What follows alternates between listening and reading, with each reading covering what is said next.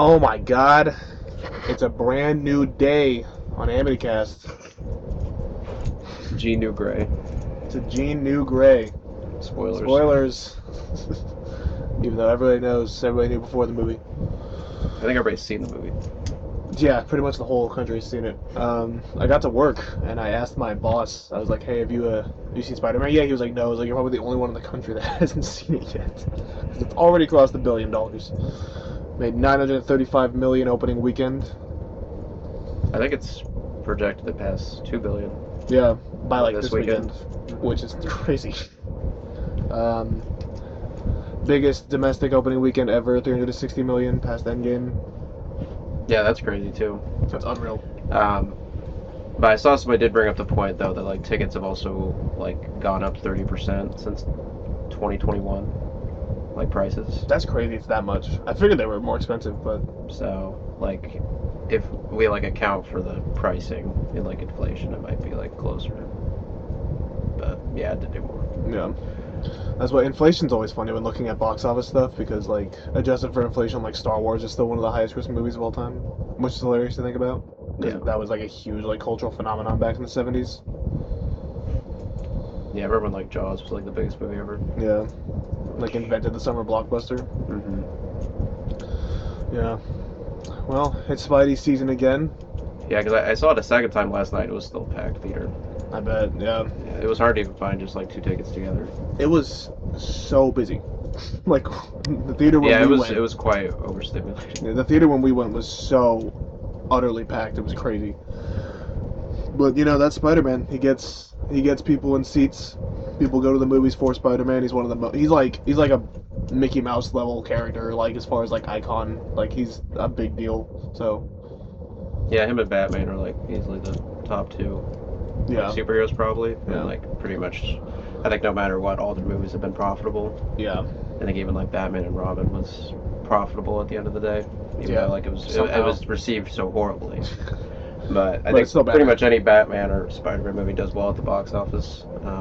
Yeah, And that's why Sony's never going to give the rights up yeah, ever, yeah. No, unless somehow Disney buys Sony. yeah. That would be the only way. Which at this rate, maybe who knows? Disney wants to buy everything else. So I think Disney's been doing kind of bad though the last few years, yeah. outside of some hits. They might be biting off more than they can chew because now they own 8 million different properties, and I don't like one of their stuff is always going to be profitable, and like especially they got a lot of bad press with all their remakes. I mean, a lot of them make money, but I think the Moana remake's going to lose like 200 million. that's Just good. how much does it cost to make? That makes me happy Yeah. because fuck them. That's crazy. Because yeah, the only thing I see playing at the theaters right now is basically this, The Odyssey, and like one or two Moana screenings. Because I think they just feel bad taking it out so early. Yeah, that's what. There's a bunch of movies dropping right now, and like that came out last week and this week that I want to go see, like some smaller stuff, and like you know, a lot of the local theaters, like all the showtimes are just Spider-Man, The Odyssey, and Moana, and I'm like, I want to see other stuff too. I have to go to some smaller theaters for some stuff like later in the month, I guess. I really want to see Teenage Sex and Death at Camp Miasma. I'm like really excited for that. The movie seems like perfect, like right up my alley, but like I haven't seen it anywhere, showing anywhere, but it's gonna be at the Varsity Theater like on the 21st, like a small like historical theater. Mm. I'm like, okay, I guess I'll wait till 2 weeks after release and then go see it. But it's understandable, you know, Spider-Man, as big of a deal as it is. Well, yeah, no, I'm glad theaters are doing It's well nice. this year. I mean, it's been a good year for theaters in general, which is good. Mm-hmm. Um, but yeah, this is like everybody. This is really like a kind of the MCU is back moment for a lot of fans. I feel like I don't know if like how you feel about the universe at large after this movie, but I know like a lot of it's had a very positive reaction, and people are really. It seems like people are kind of excited for to see what's next after what happened here, but I don't know if that's just like Spider-Man hype and that's just what the character does or what. But Yeah, I think people are really excited to see where they take Spider-Man after this. So I think it's pretty much set now that we'll probably have another trilogy, at least. yeah, I'm pretty sure Sony themselves has said that they're going to keep Tom Holland as long as they possibly can. Um, which I'd be down for that. I feel like they could easily milk two more trilogies out of this character. Yeah. Um, Well, I mean, Obviously, I think they'll move to Miles eventually, yeah. Well, which they've also said because that. he's talked about how they want to pass the baton to Miles, which is interesting. I feel I like that know. should be like a 6 movie thing, like at the end of 6. Like introduce him in the next Yeah, that one. could be cool. I would like that. Um, it's like, I mean, everybody, a lot of people have like a deep connection to Spider-Man. Understandably, like he's one of the best created characters of all time, I would say. And also this iteration, this Tom Holland one. I mean, he's been It's doing it. lasted the longest. Yeah, been Yeah. doing it for 10 years, and people are really like his romance with MJ, and like obviously people like Zendaya too. But like, Yeah, like I remember being in high school when Homecoming came out, and that was kind of like, I like Toby and Andrew a lot, but that was kind of like our Spider-Man that we got to like grow up with, yeah, and like he actually got like a whole trilogy. yeah, That wasn't really like, I mean, Toby's was honestly like it was compromised at the end, but I feel like the all the faults the John Watts trilogy had, it still was like, it still felt like a consistent vision. yeah. And I have issues with all 3 of those movies, but I mean, I can watch them all back to back, and it feels like a pretty, like, overall seamless story.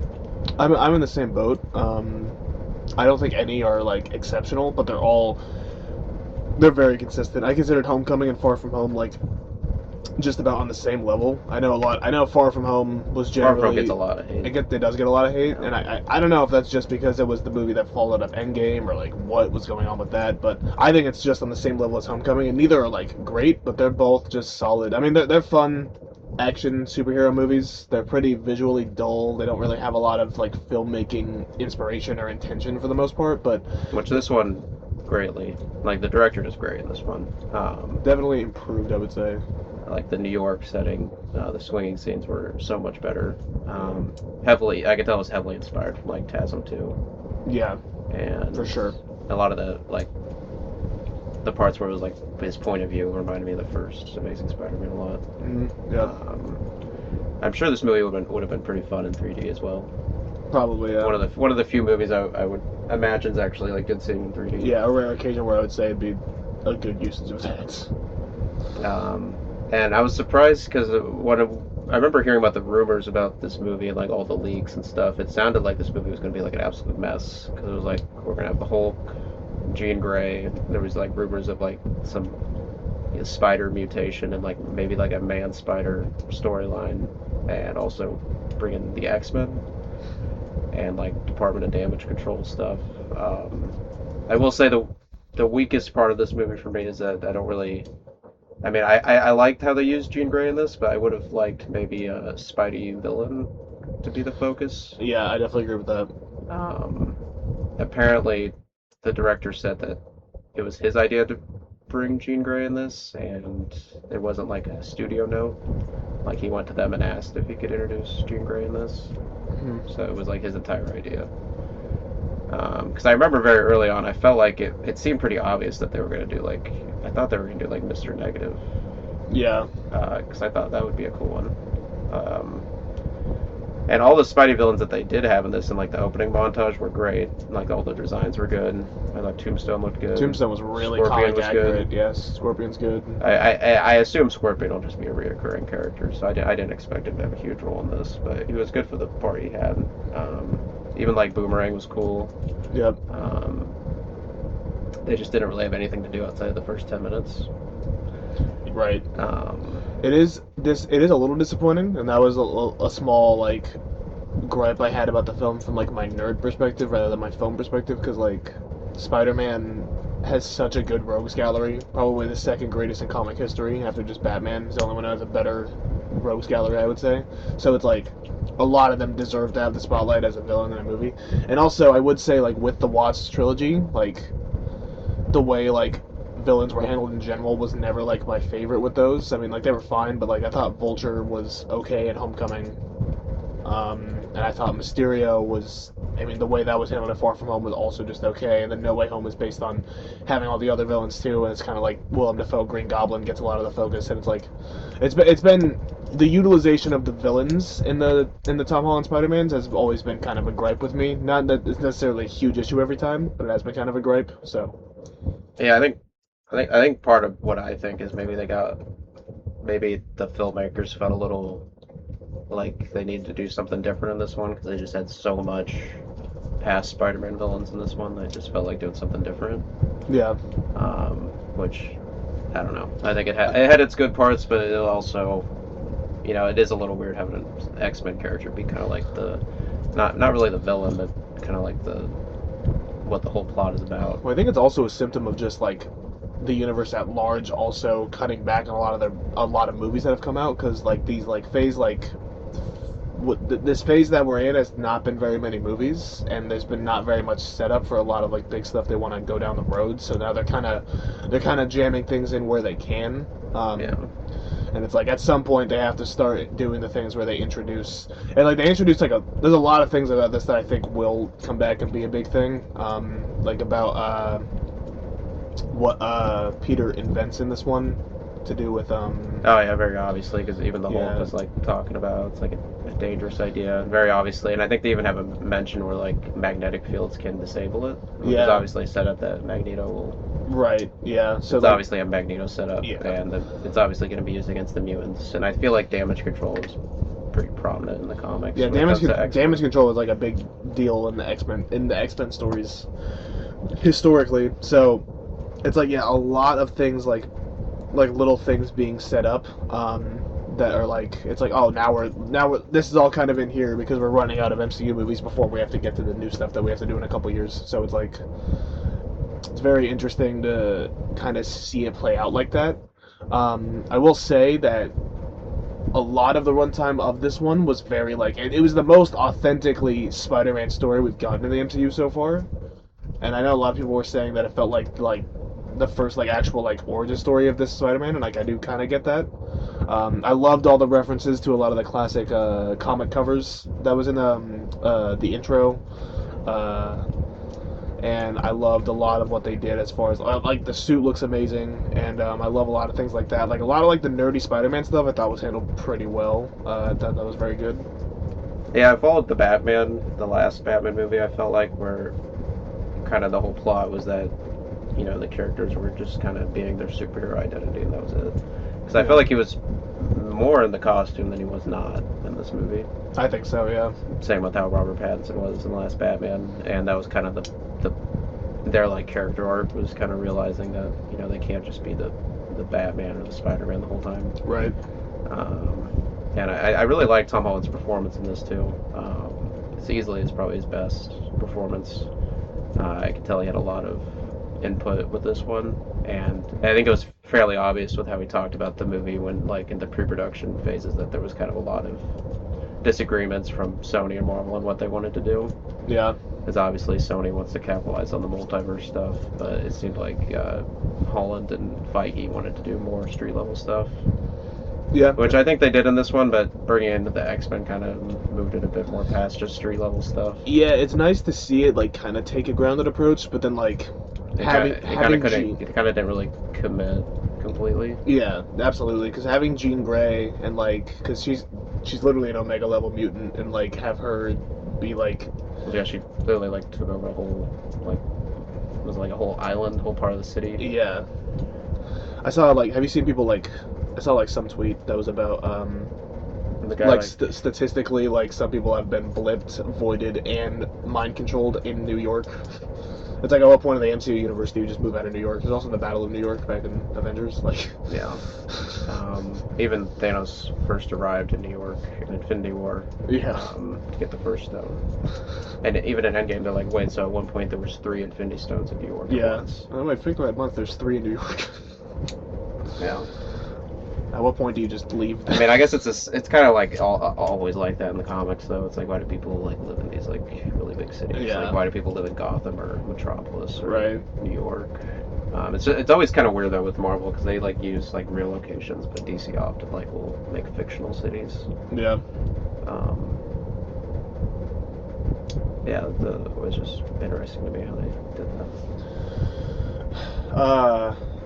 I did find it to be a bit overstuffed, especially when it's like, because the fact that the Hulk's in there and with Punisher, and then it's Jean Grey, and then it's also like, because they're kind of dealing with these spider mutations that is like almost the hint to Man Spider, but they're not quite, and it's like... And I think Holland himself said that they did like maybe not like I don't think it actually ever made it into the movie, but it was like talked about doing that. But they figured that'd be too much for the story and for kids. Yeah, which that does check out. Because I don't know how you would have possibly included Man Spider in this. It made it feel at all like fit.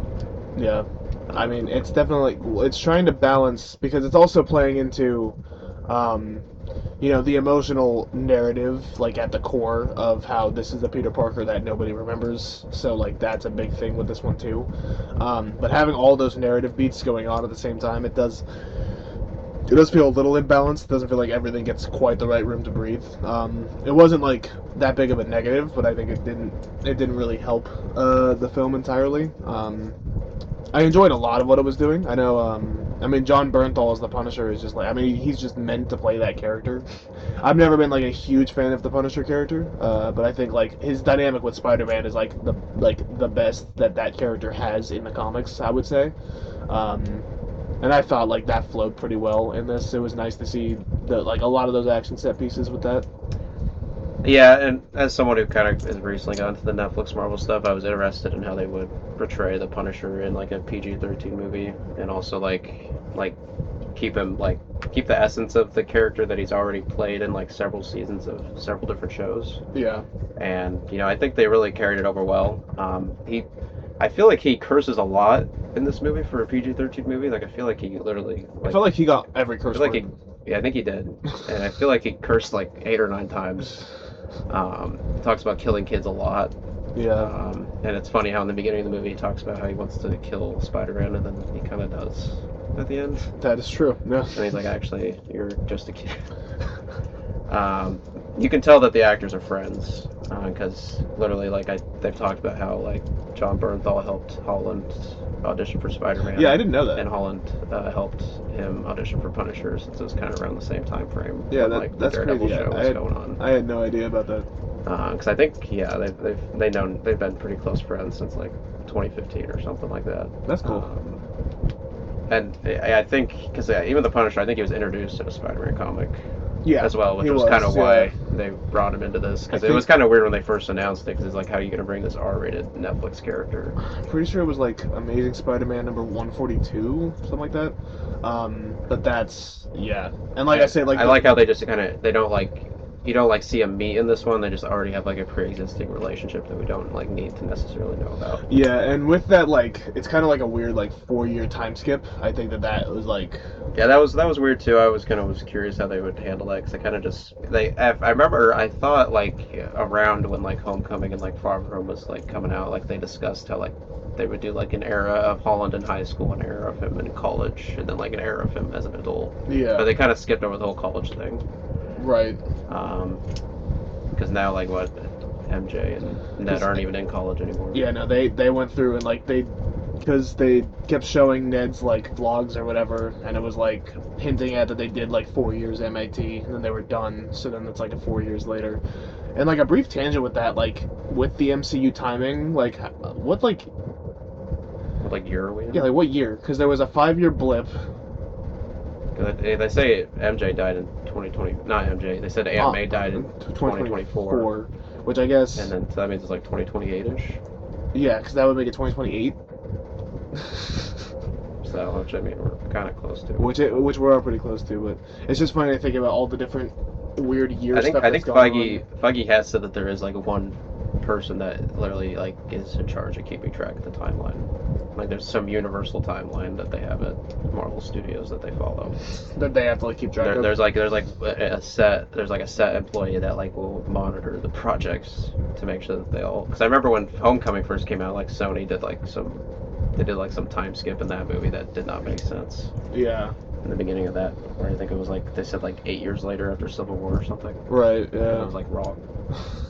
But since Sony like was technically like I think Marvel makes the movies. I don't know how the Sony deal works again, where it's like Marvel makes the movies, but Sony like oversees it or something like that. It's weird how all these studios make movies. Yeah. And then just they can never make a Hulk movie though, because Universal will never let them. All of the weird right stuff like that. It's weird when you think about it, because they have like because somebody brought it up as like this is like kind of the first movie where they bring in like X-Men, which is technically like a Fox property. They bring in Sony stuff because of Spider-Man. They bring in Netflix stuff because of Punisher, and then they bring in Universal stuff because of Hulk. Yeah. It's just like this big multi-studio thing.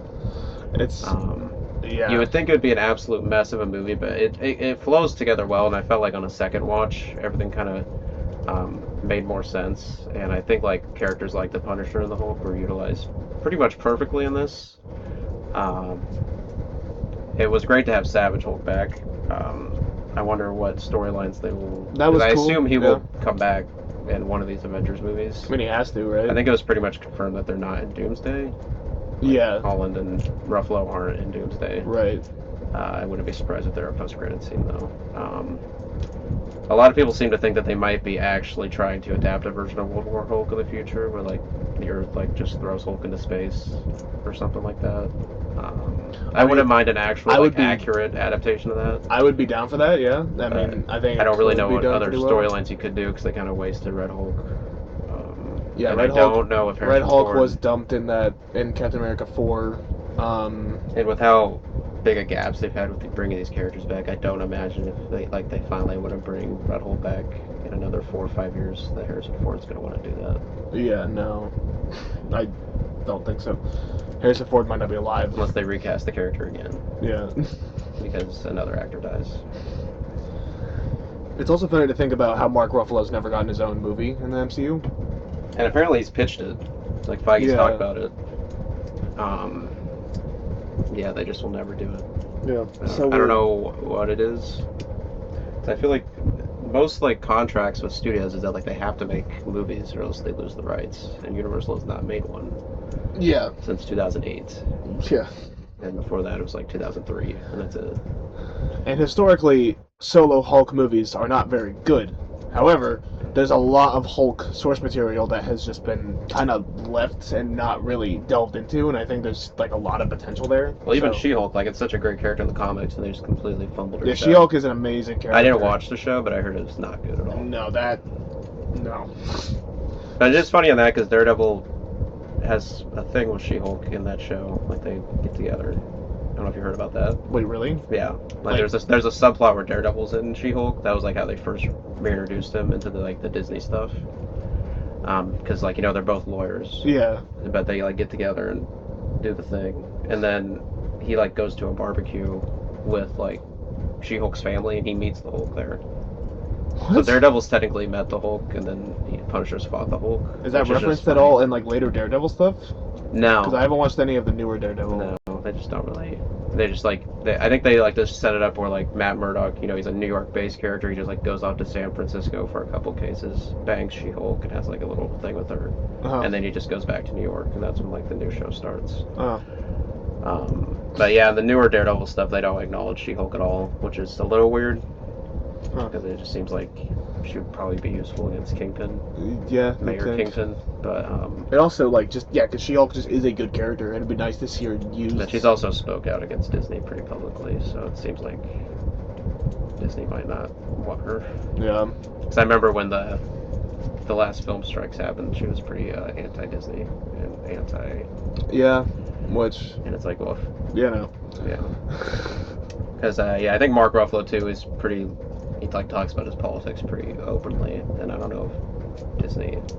There's like theories that Disney doesn't really want to give him too much because he wasn't in any of the press for this movie either. No, he didn't get any press at all, which people thought was kind of weird. Yeah. But I love Mark Ruffalo as an actor. I think he's great as the Hulk. I feel like the Professor Hulk stuff was not handled well.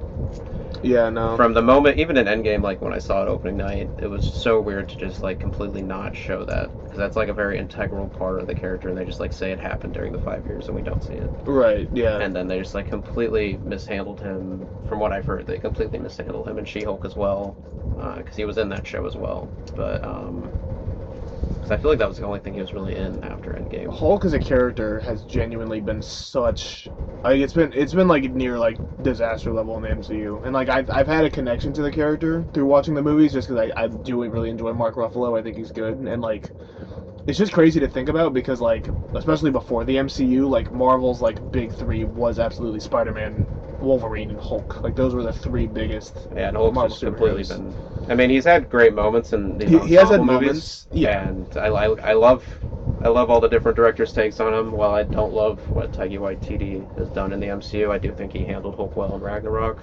Yeah, I agree with I that. liked how they like made it had like that dynamic where like Hulk took over for several years and like started to develop some vocabulary and some like he was just kind of like a child. Just like a little kid. Like I thought that worked for how comedic that movie was, and then in Infinity War, I know a lot of people didn't like how Thanos defeated Hulk so easy, but I always thought it worked fine. Yeah, I mean, I thought it made sense, And especially with I how think like Professor Hulk's a set cool up. idea in the comics, but it should be like a Hulk movie. Yeah, I mean, there's so much you could do with that potentially, like as far as like a whole, like on a grander scale. And I heard think. that was actually what some of the original ideas were for the Incredible Hulk sequel, was that they were going to introduce Red Hulk and I've do a heard smart Hulk storyline-ish, or like try to like Banner's whole like character arc would be like trying to actually like merge the Hulk and himself. Yeah, I've heard about that, which I think would actually make for a decent story, and I think with the right director could probably be decent. Yeah, and then this one, I don't know, they don't really like exact. I think even Justin was like a little confused about it when we saw it, where he was a little confused how he just like became regular Hulk again. Like they just like have an offhand line where it's like she broke something in my mind. Yeah. And let Hulk out. Yeah. Which I guess kind of makes sense that he was just kind of mainly suppressing Hulk all that time. Which explains why he was so pissed off. Yeah, I didn't know we could get that big. First off, we've seen the thunderclap since 2008. Yeah, which that was cool. The whole fight scene was great. Seeing Spider-Man in the Hulk fight, and that fight scene was really good. My probably number one like favorite thing about this movie was the choreography in the action scenes, and they're so well directed. And I figured because Shang-Chi, that's like the best part of that movie. That was the highlight of that movie. Yeah. And I haven't watched Wonder Man, but I know this director also did some of that too, maybe all of it. I'm not sure. I know he helped write it, and I think he might have directed like the first episode or so. Yeah. But he wasn't like there the entire time, because I think he was also developing Spider-Man. Yeah, well, because I've heard good things from like his part of that too. But like his eye for like action, especially this like superhero like action scenes, are very well done. Like a lot of the action set pieces have amazing choreography. They're very well directed. They're very, very exhilarating. Yeah. And I love the final fight with the hand. But if you ever get around to watching the Daredevil show, like the way they utilize the hand's so weird in that. It's so weird because it's a Daredevil villain. It's a Daredevil villain, yeah. And the Punisher's literally killed members of the Hand in the Daredevil show, and like there's just no mention of that. I should get around to watching those, just like understand how they're incorporating that too. Because I did think that was weird, because I did know the Hand was a Daredevil villain. So. Yeah, because it's a big part of like season 2 of the Netflix show. And then I'm towards the end of the Punisher show. I haven't finished it, but I know in the Iron Fist show, the Hand's like basically the whole plot of that, because the Hand's also an Iron Fist thing. Yeah. And they're bringing back like all the Defenders in this next season of Daredevil. I need to get around to watching Jessica Jones too, because I've heard good things about that, and I love Chris Ritter. Yeah. I've heard good things about Luke Cage too. The only show that I've heard's not really good in the Netflix stuff is the Iron Fist show. Yeah, I haven't heard good things about that. But I've only heard it can't be worse than some of these Disney Plus shows. I mean, a lot of the Disney Plus output was like ridiculous. I imagine in hindsight, maybe Iron Fist wasn't as bad as people said. I heard like the second season was better because it was kind of like a Luke Cage, like Heroes for Hire Iron Fist thing. Because I think in the comics they like become they like start their own business or whatever. Yeah, I do think I know of something like that. I don't know the exact history with all of that with those characters. Because did you know like Luke Cage and like Jessica Jones are like a thing? Yeah, I did know that. They do introduce their kid as well. Oh, okay. And then the newer Daredevil show. Oh. So I don't know if she's going to be important. I don't know what the plan is. Because it seems like they're cutting the Disney Plus stuff down. And it's like, are they just going to do just Daredevil and the animated stuff? Or are they going to cancel Daredevil again? Yeah. I feel like they have to put Daredevil in one of these Spider-Man movies. Because that's like one of the last things I think a lot of people want to see is like Kingpin versus Spider-Man and Daredevil. Yeah. That would be a great, like, if you do a gang war movie with Kingpin, Tombstone, Spider-Man, Daredevil, there you go. I think that would work just fine. I know, because people have been talking about that, and then I know there's been discussions about how people don't even really necessarily want to see the Sinister Six also, but I would love to see like the MCU's version of a lot of the villains that we saw in No Way Home, because it's so weird, because I think now they feel afraid to develop their own versions of those, because like people already seen them. Yeah. Because there's a lot of theories that like, which I kind of believe that probably in the very early stages the Hulk rule was supposed to be Kirk Connors maybe. Right. because it just seems like maybe that would have made more sense. Like you go to a college professor that has some weird mutation. Yeah, that I would mean, be it makes cool. sense he goes to Bruce Banner, but Right. they don't really have much of a relationship in the previous movies. No. Like, I mean, Because obviously people are he talking about, knows like, him, does but Hulk recognize Peter? I was like, no, I think he just recognizes him as the person he talked to earlier in the movie. yeah. Because, like, I think he realized who he was talking to when he had the inhibitor on him. Yeah, that wouldn't have made sense for Hulk to. Because I think in the comics, because they did do a spell in the comics where, like, everybody forgot Spider-Man, but, like, I think Bruce Banner forgot, but Hulk remembered. Yeah. So I don't know if they were trying to do that, but they needed to have much more of a relationship for that to work. Yeah. I don't know. It's really. It's a curious thing. I know they talked about how they're not going to bring. Apparently, they don't want to do any of the No Way Home villains again. I wish they would do the thing, because I haven't watched the new animated Spider-Man show, but they made, like, Norman Osborn, like, black. Yeah. Like, I think, like, get, like, people ought to say, do, like, Coleman Domingo as Green Goblin. Yeah. Coleman Domingo, I mean, yeah, after seeing some of that, he would be incredible as Green Goblin. Yeah. He would absolutely kill it that. And, like, that's, like... I would be fine with a race like, swap. Spider-Man and Green Goblin is, like, one of, like... It's, like, a top, like, 5... like comic book Harry rivalry Osborn of as all well. time. Yeah, and then bringing in Harry Osborn, which is also crucial. Then also like Doc Ock is like the next biggest, obviously. So it's just, and then because people talk about maybe Sinister Six, but then like without Doctor Octopus, it's like I don't know. It's really weird how they're gonna handle all of that stuff because there's a lot of classic villains that I would love to see, get that limelight. I mean, I'm probably good on doing Electro again. Yeah, Electro's never been a big deal to me. But it's I'm weird too fine because on in the Electro. Spider Noir show, which I know you haven't finished, but they kind of bring in a Sinister Six kind of element to that. Not 6 villains, but like 3 or 4. But it's obviously Great Depression themed stuff. Right. And it's weird because like it's an Amazon show, so they don't like use the villain names. Like they have an Electro type character, but they don't call him Electro. Yeah, I was wondering how they went about And they have a that. Tombstone type character, but they don't call him Tombstone. And like obviously you saw that Sandman's in that show, but they don't call him Sandman. They just call him Flint the whole time. Right. Yeah. So it's weird because also Amazon's making Spider-Man shows now, and it's like what are these rights? Yeah, where are the Spider-Man rights? Like, and then where's the third Spider-Verse movie? Because they keep saying we're not going to introduce Miles until they're done with that, but then it seems like they're just never done with that. It's supposedly coming out next year. Yeah, I know they're working on it, but like I feel like they would be teasing it more if it was getting done. Yeah, they released like those few images, but that was I like don't know. A year ago now. Yeah, maybe 2 years ago at this point. Yeah, it is. Because I remember it was going to come out in 2024. Well, yeah, originally that was the plan. It was going to start in 2024, and then I was like, oh, by the way, we haven't actually started. It was like early 2024 as well. Yeah, it was supposed to be like 9 months after Across came out or something like that. And like that was the whole thing, how Across was left on a cliffhanger. I was like, wow, this is an amazing movie. Thankfully, next year we're getting the follow-up to this, and now here we are. Yeah, I think a lot of people's later. opinions on Across the Spider-Verse are kind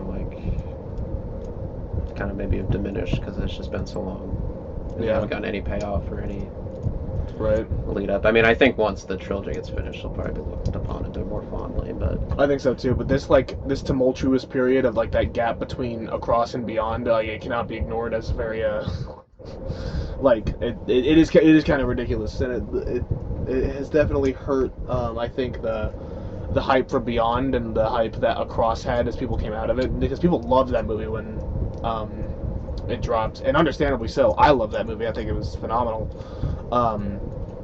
And I'm still very excited for Beyond the Spider-Verse. Like I will patiently wait for it. I've been excited for that movie for a long time.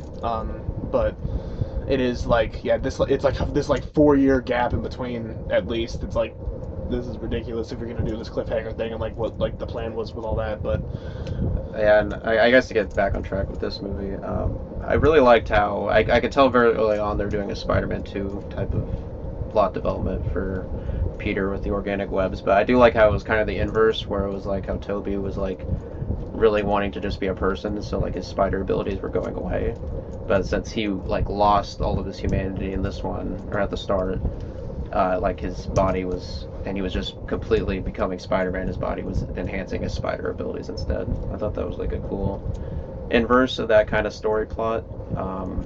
Yeah, I agree. Giving him heightened senses and stuff is a cool idea, and like the whole like black eyes like effect. I don't know if you saw, but it was an actual practical effect. There's like Tom Holland shared a set photo where he actually like had contacts in that made his eyes all black. Oh, that's cool. So I guess it was mostly a practical effect, except when like it like was showing it, like in like change in between the eyes was probably visual. Right. But it does make me question how they're going to do a symbiote storyline, because that's literally what the symbiote does. It gives him heightened abilities, anger issues. Yeah. I guess they can maybe play on more of the addiction part of it. I feel like if they're going to do the symbiote storyline, they also have to have Black Cat in that movie, because it would just make sense. Yeah. That's a big character I wish they would introduce. That's what I'm saying. There's so many side characters and villains that they haven't even like started to introduce that could be later on. Like they've just now picked up Scorpion again, which was so cool to actually see him in the suit. Yeah. And actually be the Scorpion. Except that line where he's like, "Scorpions are nocturnal, buddy." That was so fucking cheesy. But it was like a Sam Raimi cheesy thing where I was like, yeah, like it's the same thing when like Willem Dafoe was like crawling on his carpet, like talking to the mask on his couch. Like it works. Yeah. But it's cheesy. It is definitely cheesy.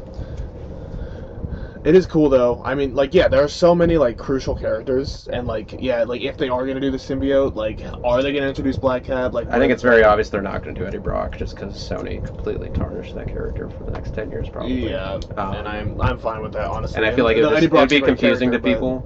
Yeah. I feel like the general audience would just see like another Venom and be like, "Why isn't it?" Yeah, the one we just saw. I know. I still. And they kind of included it in Snow Way Home. Yeah, he wasn't that post-credit scene. And that's where the symbiote got left behind. I don't know. It's like... Yeah, because technically the symbiote's there, but a lot of people assume that Secret Wars, they'll want to recreate the comic cover from Secret Wars where he gets the black suit. Yeah. Because they also... I remember John Watts was... Before they were going to do the whole No Way Home thing, they were going to do a Craven movie. Did you hear about that? Because it was going to be about like his identity got exposed, so Craven saw that and like took the opportunity. Yeah. And Craven would have been cool in like a new setting, but Sony also kind of ruined that. Yeah, that's what the whole Sony spin-off universe like just killed a lot of characters. Even a character like Morbius, it would have been a cool like side villain in the opening intro of the movie. Yeah, because historically Morbius is pretty cool, but after that movie, I don't know if I ever want to see Morbius again. I don't think they're going to touch Madam Web again. No. That movie was too perfect. Not after that.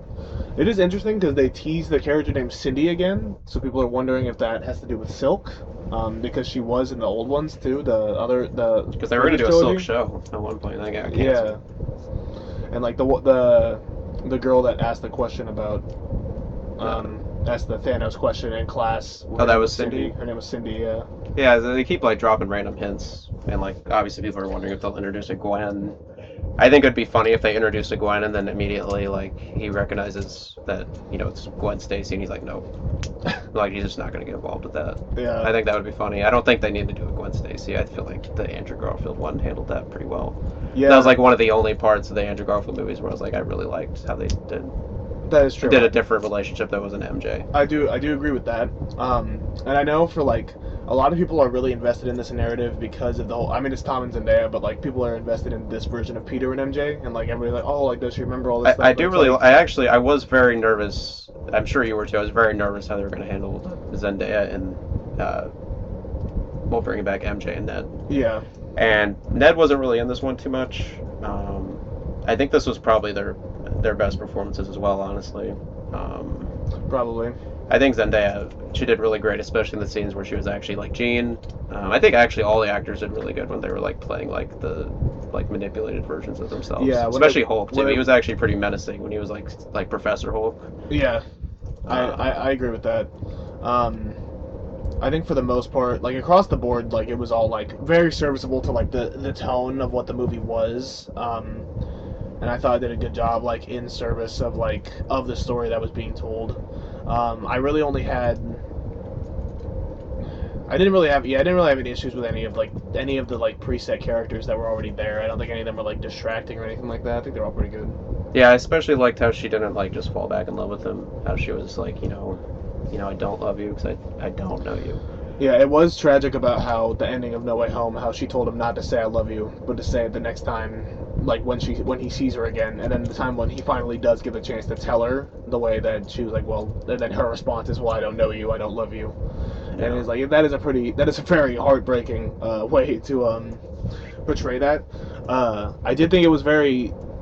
Some of that was a little clunky to me because it was a very emotional scene, but it's like there was the big action set piece, and then he comes back and she like found the letter, and then she just like fully just takes it as like true, and she's like, "Would you want me to find this?" But then like she just fully believes it. But then she's also like, "Well, why wouldn't you like do this? Like, why wouldn't you come tell me or whatever?" And it's like I find it weird how he doesn't go into, well, like, would you have like believed me because you don't remember me, like you don't know me, like but you believe that all this, I don't like that.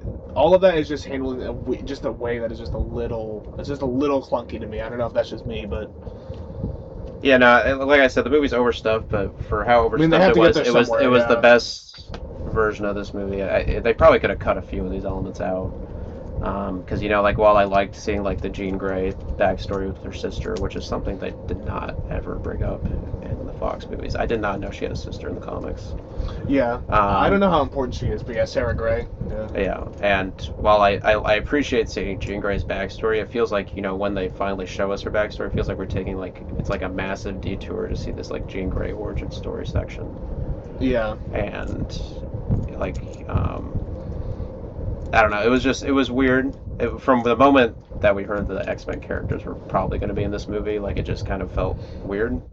Yeah. Especially since we're getting all the Fox Also- X-Men characters in a few months. Also, she is so evil in this movie up until her quote unquote redemption. Like she is almost unredeemable. Like a lot of the stuff that she does. Like the like emotionally evil to Peter and like the emotional manipulation, but also like I mean like little things like she took control of that one guy and just walked him into traffic so he got hit by a car because she was like taunting Peter about how she discovered stuff about him, then to threaten him and then like Peter discovers the stuff, and then but then like at the end he's like, oh, like he's like, well, like you got me, like we're in this together. It's like she has been so evil this whole movie. She's been so evil. Yeah, I mean, I assume they'll just say that that guy was fine. They got hit by the car. He was just like really badly injured. Yeah. Yeah, I just find it funny because I find her motivations understandable, but it Yeah. also she could have probably just like went to Spider-Man from the beginning. Right. Because Yeah. like he's very obviously a good guy that was just not like looking far into things.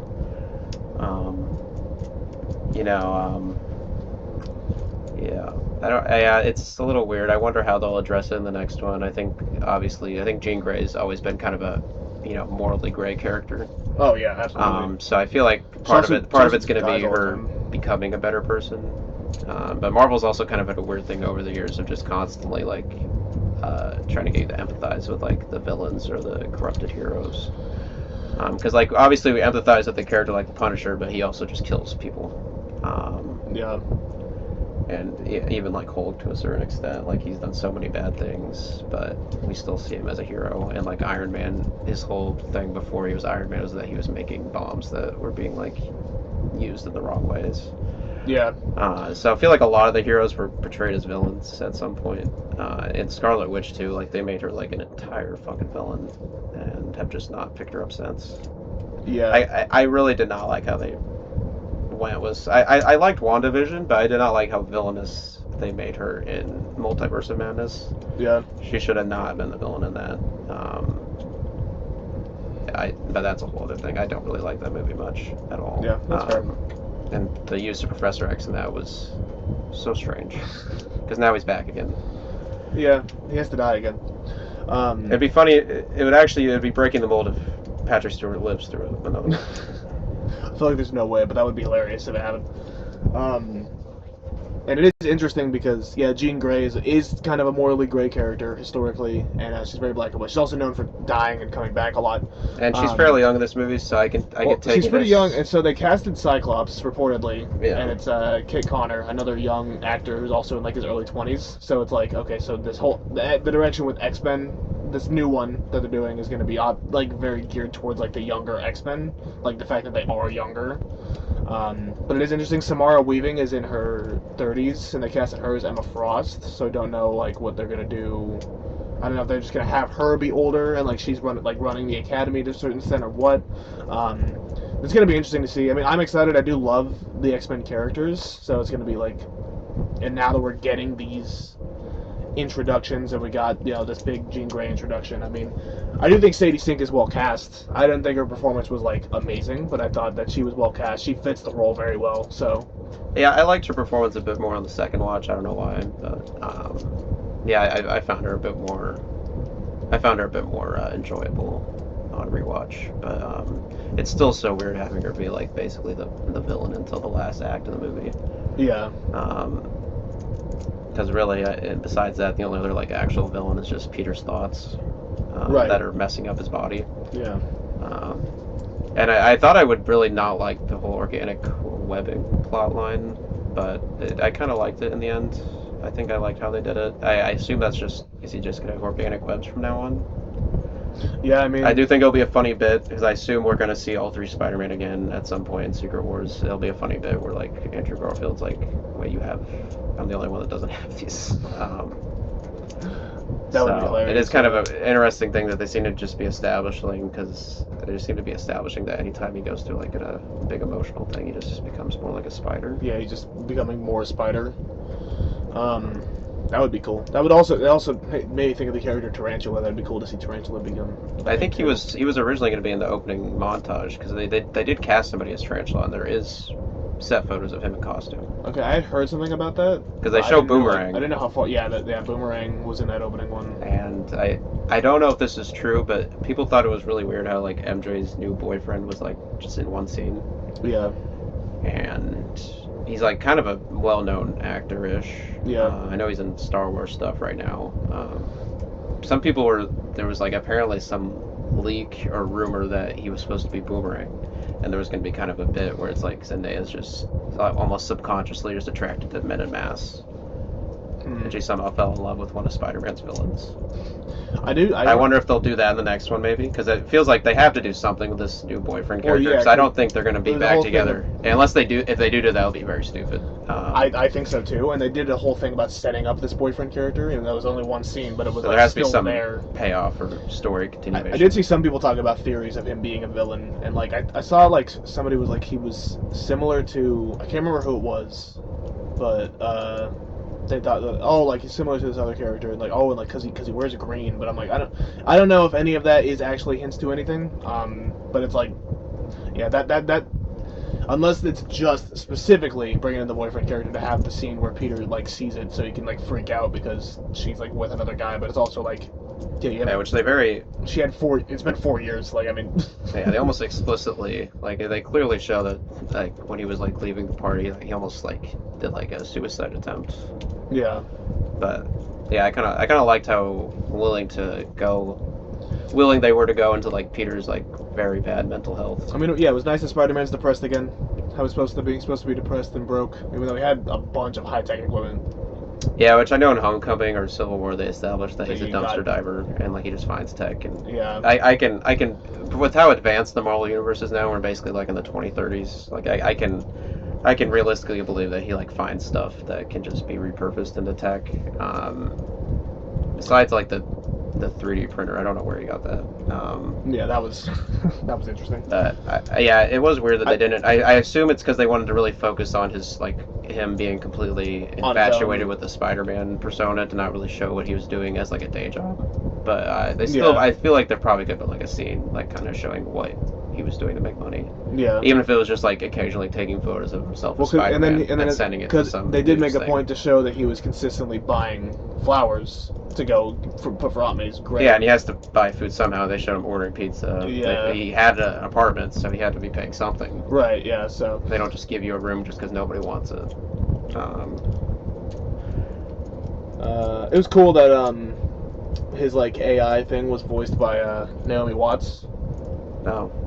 Yeah, I didn't really know. I thought that was cool. Like I can't remember if it was his first movie or one of his first movies when he was younger. He acted alongside her. He was like 10 or something like that. Oh. So that was a cool little Easter egg. I didn't realize it while watching, but I saw that after the fact. Yeah, I forget there's like movies where Tom Holland's just like a child. Yeah. He was also in Onward.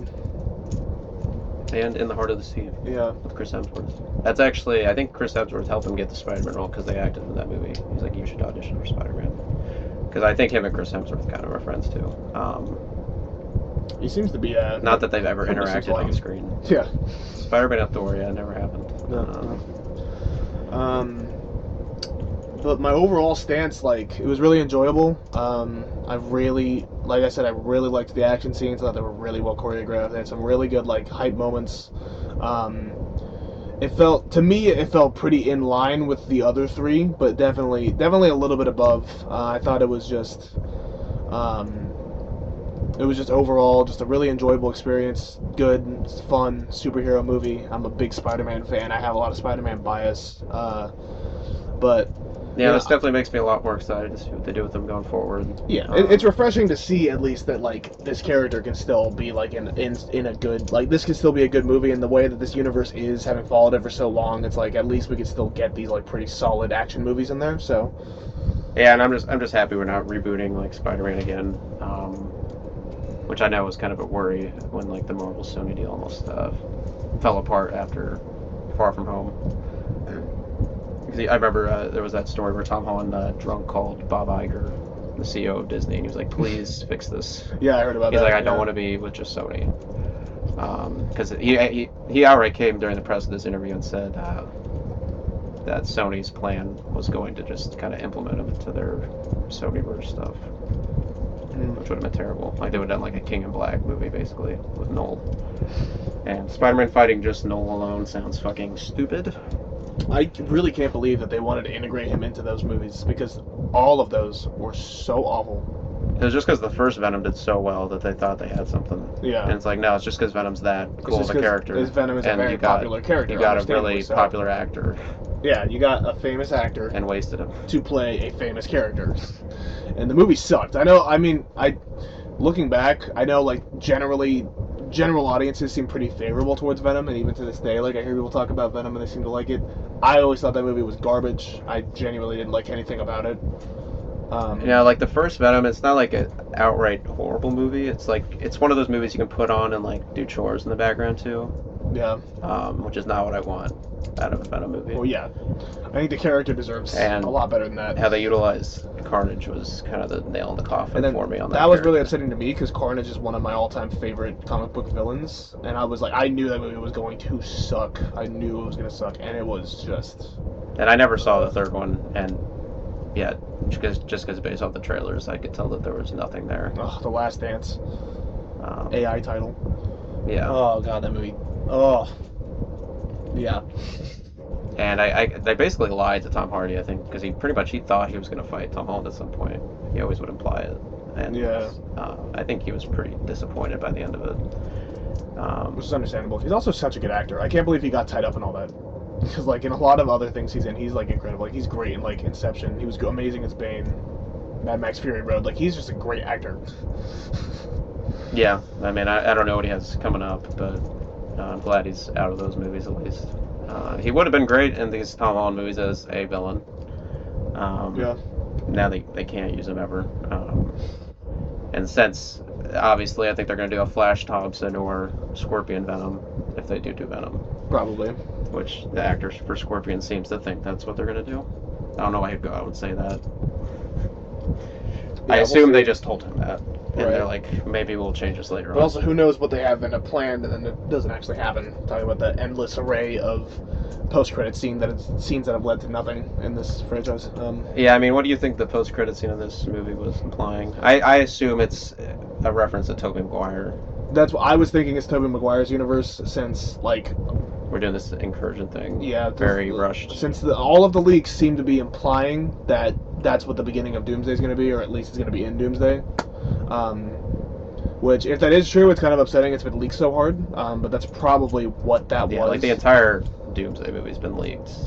I don't really care that much about it, so I've read a lot of them. And Yeah. I mean, the movie doesn't sound terrible. It just sounds like a lot of introductions. Yeah. It's still so weird that we're doing this whole X-Men Fox, Tobey Maguire's over here, MCU's over here, fucking Fantastic Four's on its own over here. And then how does Deadpool interact with it? Because it seems to be... Yeah, how are you going to fit in Deadpool? I feel like Deadpool's going to be in these Avengers movies in some way, especially if the TVA is involved, because Loki's also back, and the TVA is also its own separate thing. Yeah. And then how is, like, Deadpool, a very fourth wall meta character, going to interact with everything? and fit also in a PG-13 setting, which Yeah, like historically people don't like for Deadpool. PG-13 more probably taking it more seriously. You know, it might have a lighter tone, but it's just like Deadpool doesn't really work in that setting. Like he talks So about at blowjobs least not with and like a major role. you know. Um, I mean, it will be cool to see. I guess maybe see Hugh Jackman interact with Tobey Maguire, or see him interact with the Hulk. We've never seen Wolverine versus Hulk, which could be a whole movie in of itself. yeah, and that could be cool. And like I don't know if the idea is that this is gonna be like actually the last time that we see a lot of these like actors that have been playing different X-Men characters forever do it I would again. I imagine mean, so. I don't think there would be any possible story you could tell after the multiverse stuff is done with these characters, I yeah. unless they want to bring back the first class X-Men characters. Since realistically, I think Michael Fassbender's probably is old enough now to play old Magneto. Same with James McAvoy. Yeah, I mean, yeah, considering how long ago that was, they probably could at this point. Yeah, and it would Um, actually have an impact maybe, but I don't really want to see him again either. Because it's so weird that like the Fox universe adapted Dark Phoenix twice, and it was so bad. I know To the point where I how feel they like messed that up multiple times. they might not adapt the Dark Phoenix storyline until another 10, 20 years. Yeah, it might not be.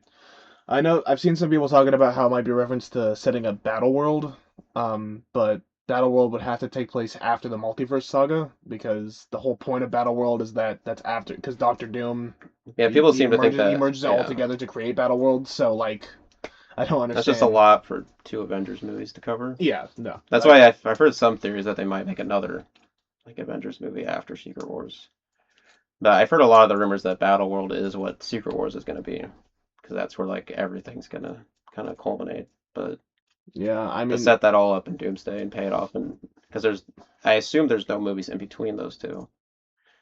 Because you in an ideal Marvel world, if we're like phase 1 to 3, there would be like an Avengers movie that ends with Battleworld being created, and then we have a whole phase of movies on Battleworld developing that world, yeah, and then culminating it in an Avengers movie. ideally, yes. Ideally, there would be like actual time spent in this world, Yeah, because those are like all great under Doom's ideas control. that can have actual time to do that too. So, And Doctor Doom's a villain that could be, you could have him in 10 movies being a side villain, a background villain, even helping the heroes, because he's not always a villain. no, he's not. And And you could make he's him a a foundational Marvel character. He's a huge character across the board as one of the biggest villains and otherwise. So,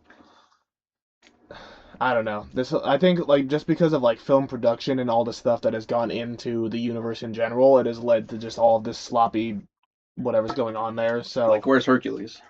yeah. Yeah, that's the one I'm waiting on. Because he is a cool character in the comics, and they seem to imply that they're going to do He's another very Thor cool. movie.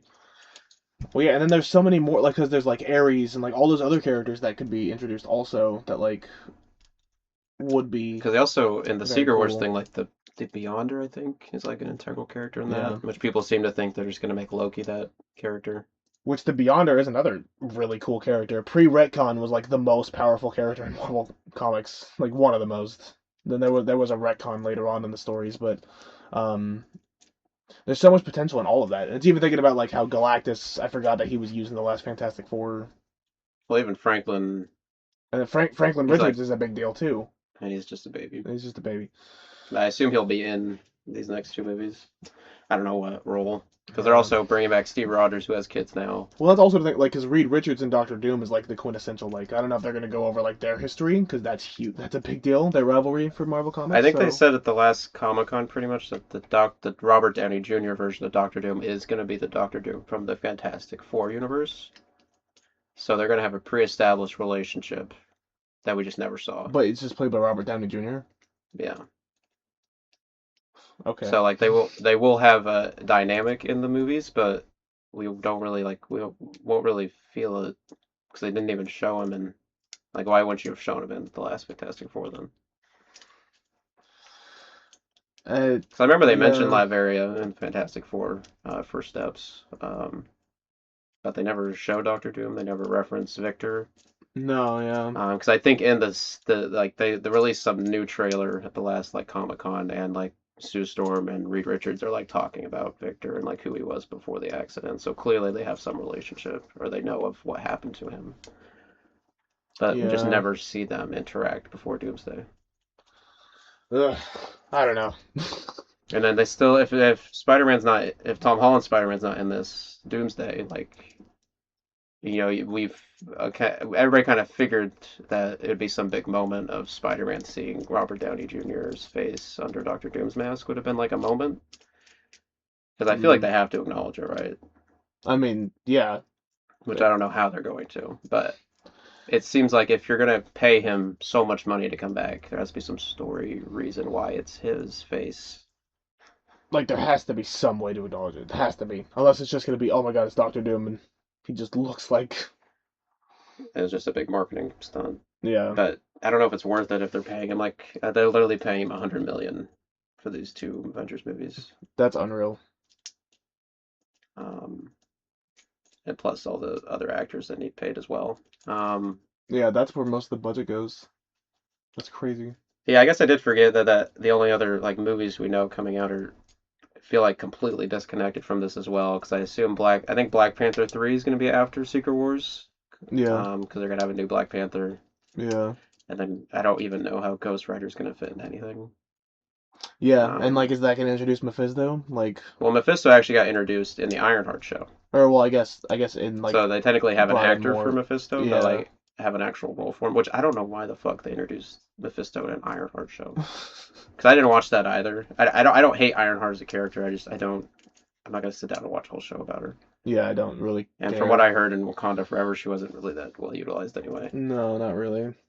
Um, there's just so many things that they haven't picked up on, and we've completely diverged from I Spider-Man at just this feel point. feel like they've kind of lost the plot in general. I just hope that Spider-Man stays good and consistent. And I feel like But as long as they keep Dustin Daniel Cretton, I think they should at least keep him on for one more. And I think he will because he's doing the Naruto movie next, the live action yeah, Naruto, whatever it's called. yeah.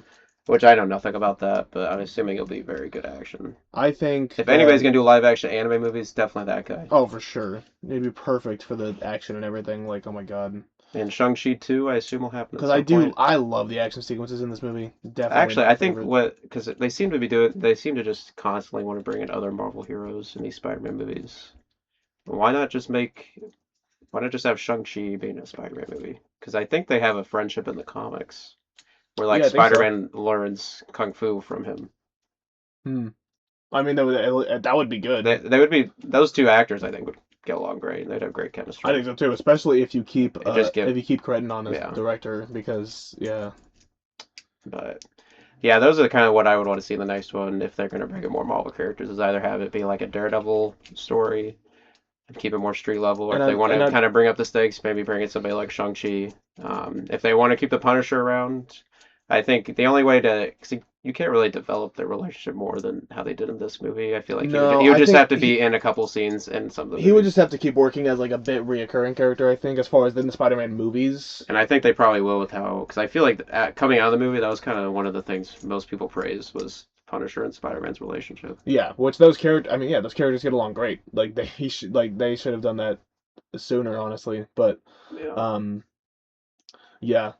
It was definitely enjoyable, and it was for the most part refreshing. Where do you think you have it sitting in your overall Spider-Man movies ranking, like of all Spider-Man movies? Um, I think I think Homecoming is my favorite Holland one. Um, I think honestly, Brand New Day and Homecoming are pretty much tied for me. Um, I know I have. Where my phone go?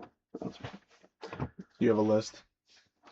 I'll just quickly go over my ranking. I mean, obviously, in last, technically 12th is the Amazing Spider-Man 2. And then technically 11th is the 1977 pilot movie, because that was a pilot for the series. They technically did two other movies, but those were episodes combined together, so I'm not counting those. At 10, I have Spider-Man 3. At 9, I have The Amazing Spider-Man. At 8, I have Far From Home. At 7, I have Homecoming. At 6, I have Brand New Day. Those are all like very similar level to me. At 5, I have No Way Home. Even on rewatch, I still I just love that movie, so I slightly prefer it to the other three. At 4, I have Raimi's Spider-Man. At 3, I have Raimi's Spider-Man 2. 2 Across the Spider-Verse, and a number 1 pretty handedly, pretty easily is Into the Spider-Verse. yeah. So I mean, how I kind of ranked it was like my least favorite is Phantasm 2. Which, to be fair, even the worst Spider-Man movie, I still enjoy. I can still enjoy elements. It has them too. As a Spidey fanboy, I still absolutely enjoy elements of it, especially with the use of Gwen Stacy and like the swinging scenes and like the suit's really good. I And just think Rhino was so it's just an good. absolute narrative mess. Like the movie sucks.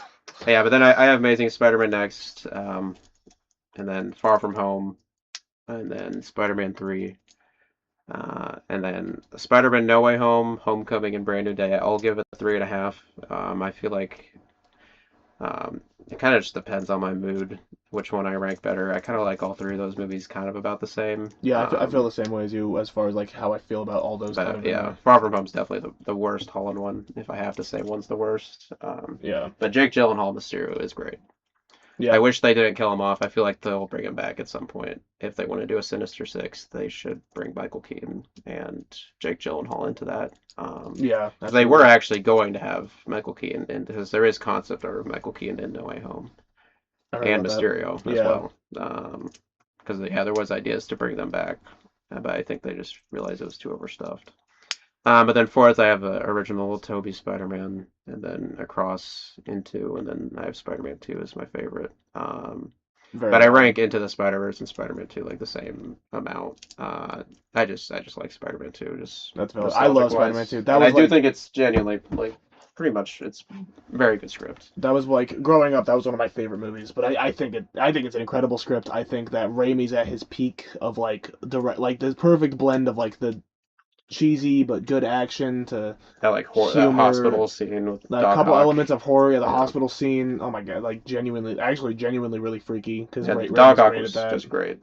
He was really good at villains, Raimi. Besides the last Yes. one, I mean, I like Sandman in 3, but he just wasn't the focus, Yeah. which he probably should have been. Yeah. And I Spider-Man didn't three. love. I have plenty of issues I with like his Spider-Man three, design but of Venom, but I did not like Topher Grace. no, Topher Grace is so He was just a sleazy God. It's just miscast. yeah. You could No. tell he did not want Venom in that movie at all, which No. he didn't, Yeah. because he doesn't know Venom, because that was like past his generation of comics. Right. Yeah. And that was very Because he even obvious. said he's like, I just wanted Sandman in 3, and then he wanted to do like Vulture in the next one, and he was going to even introduce Black Cat, which would have been nice, I would have loved that. but it would have That been would have Anne been great. Hathaway, which is funny because then she went on to do She Catwoman. did Catwoman. I've been waiting to see a Black Cat adaptation in something. Yeah, they seemed afraid to do it. I mean, I thought she was good in the Insomniac games, Yeah, she was. She was very good in those. and Um, I hope they do the thing when they do introduce Miles, where it's not like they kill Peter off immediately and Miles takes over. I hope it's like maybe we get a movie or two where we have like a Spider-Man duo. we're like training a That was younger probably the Spider-Man. best part I heard about the second Insomniac Spider-Man game was Yeah, having like two Spider-Men. But, one's inexperienced, obviously, and has his own powers and stuff. Um, and I don't know much about Miles Morales' comic history, but I think even he has a pretty like decent rogues gallery. he does. Yeah, Like I Spider-Man, just mean, like he has good villains. Spider-Man always has great villains. I mean, it's always some of the best storylines too. And like it is like because it's weird to say like because if you say that Spider-Man is your favorite superhero, most people would be like, yeah, that's totally valid because he's just one of the best made ever, just from the villains to character design to character narrative to everything, just so well done. Just I love Spider-Man. It's just good stuff. Peter Parker's a great character. Peter Porker, Peter Parker, top five. Peter Parker probably my Uncle is up there. Benjamin. He's my Uncle Benjamin. Still haven't referenced Uncle Ben. I for some reason when Jean Grey was going into his mind, I thought maybe we would have finally seen Uncle Ben for some That would reason. have been cool. I did Yeah. love Marissa Tomei's inclusion. I think I didn't know Aunt May was going to be in this movie going in, but like the one scene that she was kind of utilized in was very well done, Yeah, I think that was smart. That was and it was good. clearly after And Homecoming. it makes sense with Peter's like narrative and like the character and how important Aunt May of a character like as it is as a character. And So I did like, it was a little weird that he never referenced Tony Stark at all in this one, or had like any like picture of him hanging up or whatever. But I do like that they completely like tried to remove themselves from the Stark stuff. yeah. But it is kind of funny and kind of weird how like he just doesn't reference Tony Stark at all in this movie when he was kind of like super influential. Oh yeah. Um, but I like how they reference Battle of New York at the beginning, like the Punisher Yeah. and the stuff was going on with the tank. That too, Jean Grey took over a tank that was crashing into cars and she had bombs in it. Yes, So I'm assuming and it's just somebody held someone at least captive got in injured. that. Yeah, At least somebody. Because our initial plan before Spider-Man stopped the tank was to just plow it into the building yeah. instead of crashing it. I don't know where she got that tank either. That shit was super hard to take down. It was also funny watching it because director Mesker, like I know him from the comics as He's like an like X-Men villain, right? like huge anti mutant character. Yeah. As a part of He was very as clearly the part of bad damage guy. I don't control. think anybody believed that he wasn't bad. Yeah, I do like the VMAX twist. That was good. I That it thought wasn't. I was a little concerned it was actually going to be like this big MacGuffin, like something. yeah, And it was actually just what her sister saw when she died. yeah. That whole scene that was probably Sadie Sink's best scene in the movie. Yeah, from what I remember, I thought that was her most effective point in the movie. Um, I think. I did like how they showed her effects. How I thought it was gonna. I didn't know how they were gonna utilize it, but it was so much. We've already had so much mind control stuff. We even had a whole Infinity Stone called the Mind Stone. I thought how they utilized her mind control was interesting, Yeah, and how like they body hopped and stuff was cool. I don't know if the whole 33 feet distance thing was a thing in the comics, where it's like here's a jump limit.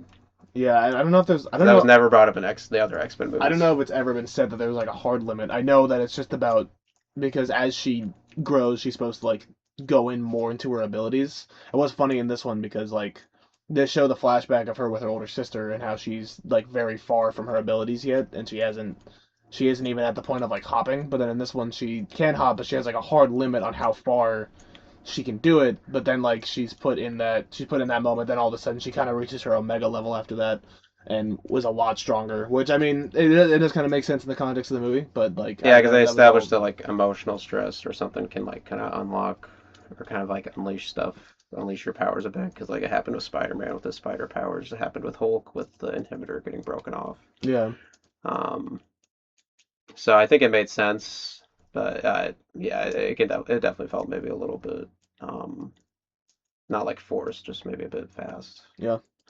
Um, it had some really good elements to it, and I really enjoyed it. I really enjoyed my time seeing it, and I'll probably end up seeing it a second time in the theater. I assume. Maybe we'll see, but um, it was definitely I wonder how enjoyable. much it'll make by the end, because I don't think even Disney or Sony expected this movie to pop off as big as it did. Oh man, yeah, yeah, this is like crazy because it's a combination of Spider-Man being a big deal, but also like so many people like love Tom Holland Spider-Man. A lot of And people we were are, just waiting like 5 years. yeah, it was a 5 year wait. A lot of people were really connected to that character and that history, and like it's understandable. And then I remember the marketing was good. The trailers were good. Yeah, I think a lot of movies nowadays are not realizing how important marketing is. I know. Because we were just talking about it earlier, how like there's an Insidious movie coming out like next month and like not marketed at all. Yeah, no, the marketing's been awful. Like I Um, saw one trailer in the theater, I think like 2 months ago. I don't remember what movie I was seeing that had the trailer before, but might have been one of my obsessions showed and up. also, an Insidious movie in August is fucking stupid. Like, Yeah, just release in October. it's so dumb. Why would you put Insidious in a dumb month like that? Like I don't understand. Like, because horror movies get put in dumb months a lot, but it's like just do it in October. Like it's like when people want to go see horror movies, like Clayface. I Like imagine they'll re-release Obsession around Halloween. I'll be surprised. I'll be there. Yeah. Is it still in theaters? I don't see any more showtimes. I It haven't seen finally any more. I stopped. think it ended its run. I think it was like 470 million, Jeez. which is crazy. Which Spider-Man made double that its opening weekend, but that's Spider-Man. It's different. Well, even There's I levels think to this. Odyssey's almost past a billion, or it's at least I expected think it to. hit a billion. Yeah. I think it became the fourth $1 billion movie of the year after Toy Story 5, Michael, and Spider-Man, which came out after. But Yeah, Toy um, Story 5 did really good too. Which yeah, honestly, the summer movie season wasn't that bad. it was solid Um, for the most part.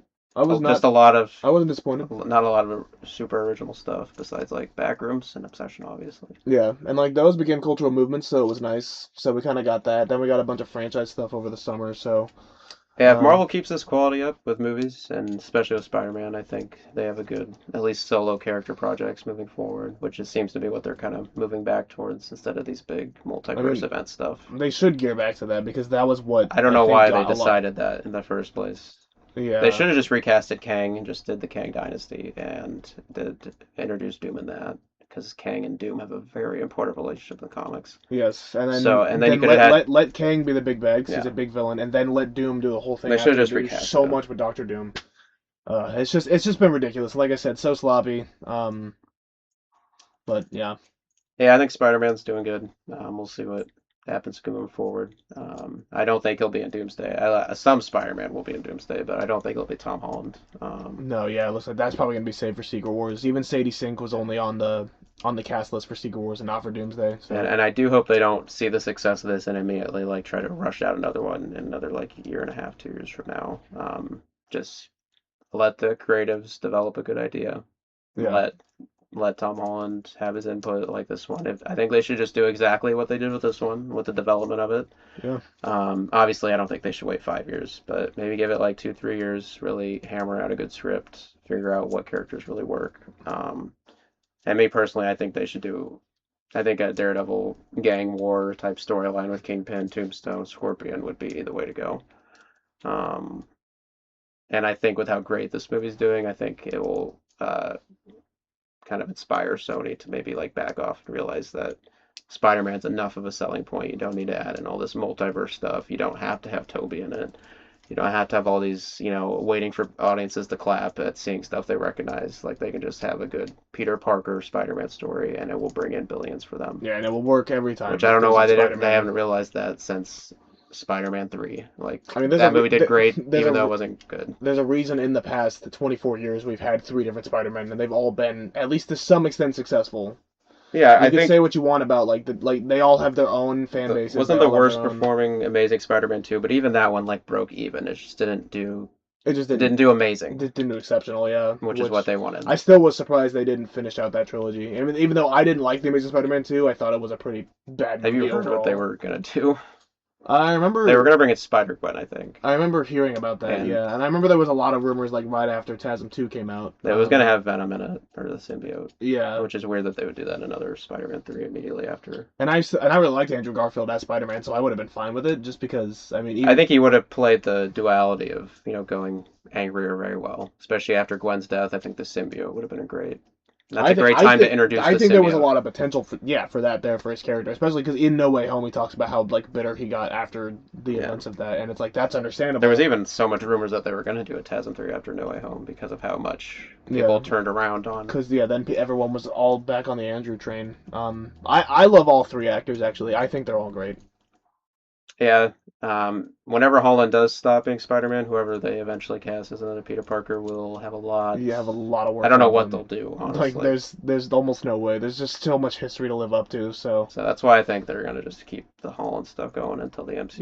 yeah, I'm fine with him getting another trilogy just because I love Spider-Man so much. Let's just keep doing it. That's fine by me. Let's do it. I don't care.